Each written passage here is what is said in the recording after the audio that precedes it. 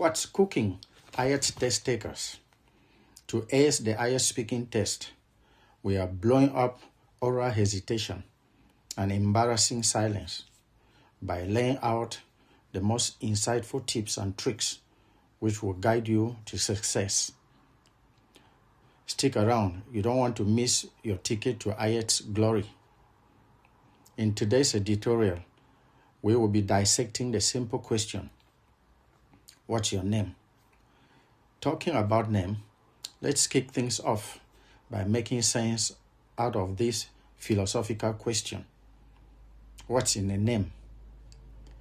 A person's name is very important because when you think of yourself, you probably think of your name first. We hang our stories, our memories, and the sense of who we are on our names. It is therefore an important part of our identity. During the IELTS speaking test part 1, the question, what's your name, is often followed by other follow-up questions intended to expatiate about this topic. The examiner might opt to pose the question in a number of different ways. It is up to the candidate to remain focused and calm to be able to have a grasp of the nuances in the question. What's your full name and what's your name, if taken at first value, might seem to have the same meaning, but they don't. What's your name dwells on the label you use every day in public and in private, like your first name, your nickname, whatever you're comfortable with. It serves as social glue. By contrast, what's your full name is all about the entire legal version. First, middle, and last names. Everything exactly as it appears on your passport or birth certificate. It's the complete legal identity on the document. It's private and is fixed by birth and statute. Now that we are fixed on the distinction between the two versions, it's important to keep in mind that when responding to the examiner's question during the IELTS speaking test part 1, the candidate should advisably make use of the two versions. This might go thus. Good morning. My name is Ju Kobe, but please feel free to call me Bebe, which as we know is the short form. I'm originally from Xiamen, Fujian province, and I have lived there for most of my life. At the moment, I'm a university student majoring in civil engineering. In my free time, I'm really into quick hobbies, antique collection, and walking dogs. I decided to take IELTS today because I'm planning to do a master's in environmental engineering, and I need to prove my English level. That's a little bit about me. Thanks for having me. As follow-up to this question, the examiner might ask specific questions, like seeking to know what the candidate's surname is and what their given name is.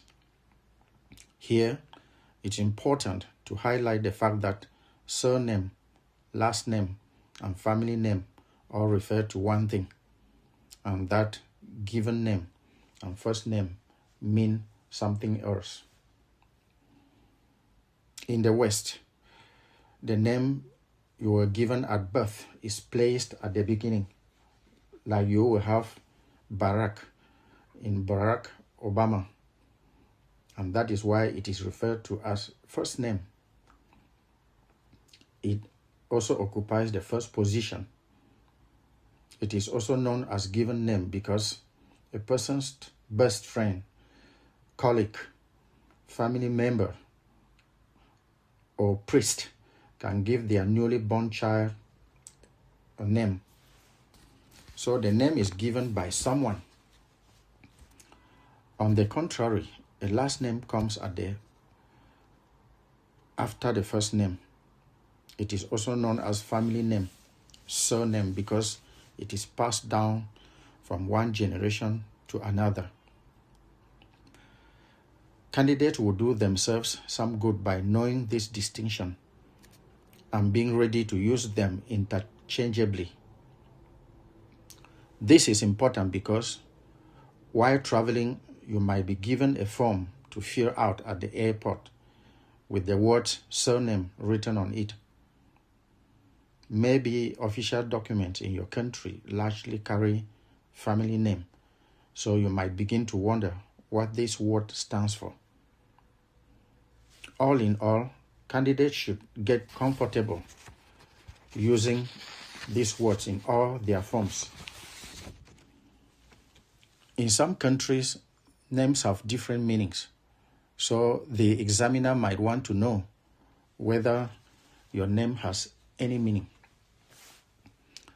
This is an opportunity to come up with conjectures as to why your parents picked out this particular name for you.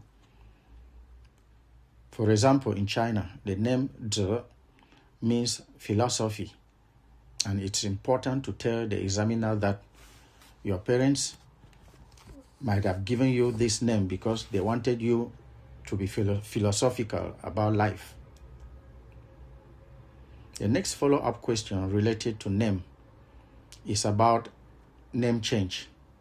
If the examiner wants to know whether you have ever changed your name, the answer might be in the positive or negative. The reason for not changing your name might be that it was given to you by an important family member, like your parents or grandparents, and that changing it will go against their wishes. Also, names are auspicious symbols, so it's important to honor the wishes of those who gave them. As to the question whether people in your country like changing their names, this could also be answered in two ways. On the one hand, it is legally very exhausting to change names in some countries. So engaging in such an adventure is time-consuming and tiring. On the other hand, some people might want to change their names to express their personality or to stand out.